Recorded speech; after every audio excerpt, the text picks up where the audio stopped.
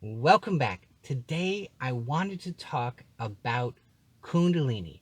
And to do that, I'm going to use my car as a metaphor. So let's get into it.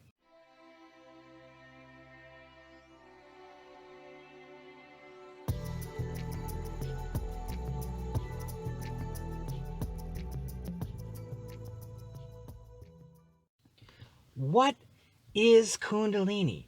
Now, everybody's got their opinion on this and they've read up on the subject, and maybe they love this ideology of the snake and the intelligence behind it, and Shakti and Shiva, which is a glorious story. I love that story. They say that Shakti is moving around inside of the body looking for Shiva. And so we have all these different ideas and all these different metaphors floating around. What is Kundalini? And I just wanted to give a very experiential point of view. So I'm not reading from a book for this. I'm not looking to anybody for this. I am giving you my direct perception of what Kundalini actually is. And so I'm not handing you an ideology. And so when we're driving, right, we're looking out the window and we got our hands on the steering wheel and we're totally concentrated on the road. And we have to be. That's how we don't get into an accident, right? We got to be aware. Not only what's in front of us, we have to check all the mirrors all the time and be, 100% outside. And anything which is inside the cockpit that distracts us from that is potentially dangerous.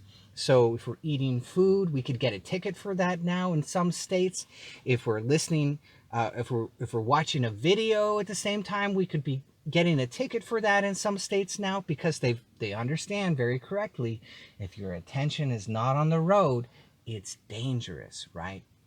And this is a beautiful metaphor for life, because when we're going through life, we go to work and we put all our attention in work. And when we're with our family, we put all our attention with our family.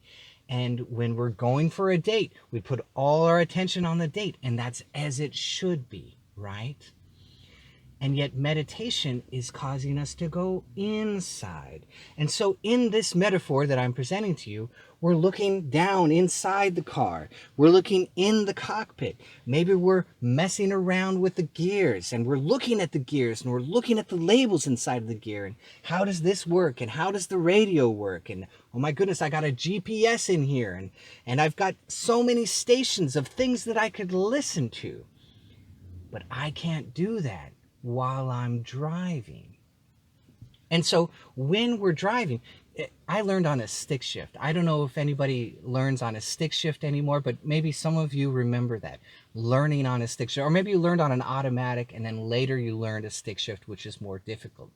But if you've started out on a stick shift, you had a lot to relegate to your unconscious mind. And when it's not in your unconscious mind, it's very difficult, because you got to find that gear, you got to get it all just right so that you can do the main job of not hitting what's in front of you. Keep on the road, turn left, turn right, don't glide into another car. There's all these things. Our attention has to be out. But at the same time, we have to relegate shifting gears and moving our feet off the clutch and the gas to all that has to go back into the unconscious mind. And once it's back there, then we can drive easily. We focus outside the car, through the window, easily.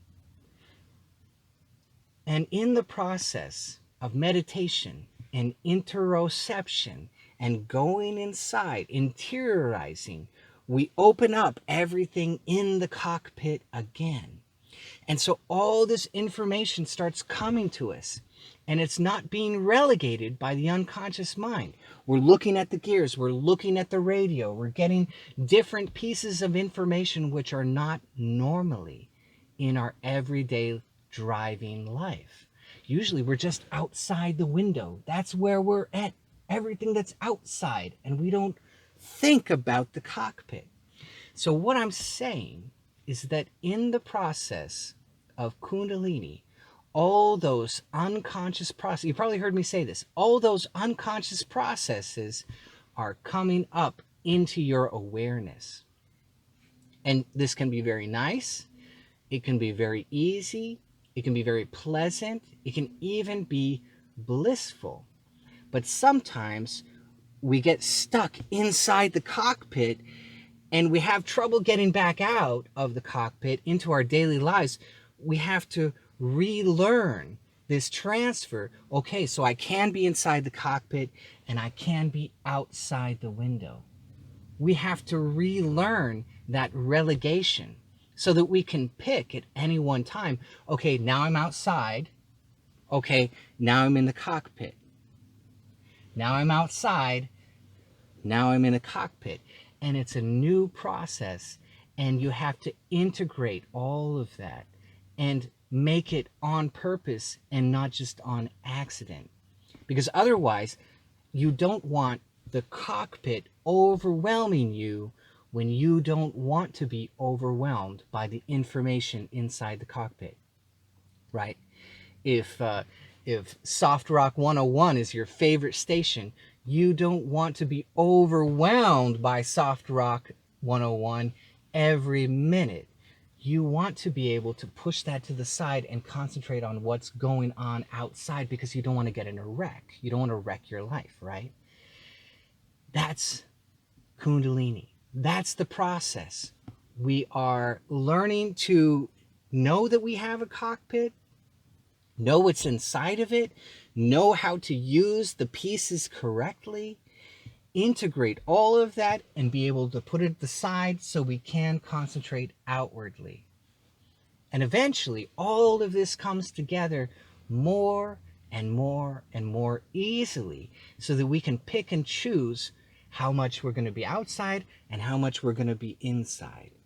And so I talk about that on the Big Bliss training, something that one of my students said so beautifully. He puts his attention on the whole body, and he can relegate how much he's outside and how much he's inside, using that perception of the entire body. Because otherwise, the bliss is overwhelming for him and he can't function in his everyday life. So he's learned this tool to dial in and dial out of how much does he want to be in that very big bliss. So I hope that this gives us a talking point, somewhere to begin to understand and talk about and figure out exactly what Kundalini is. It's an interior, unconscious group of processes that are coming to light in the conscious awareness. So you're making the unconscious conscious, and the conscious is becoming unconscious. So you're going both ways. And as you do, you intersect with these internal experiences, and we call that a Kundalini awakening. Someone today just told me about they took the Big Bliss training, and suddenly the inside of their body is just this hollow space, and they can go anywhere that they like inside of it.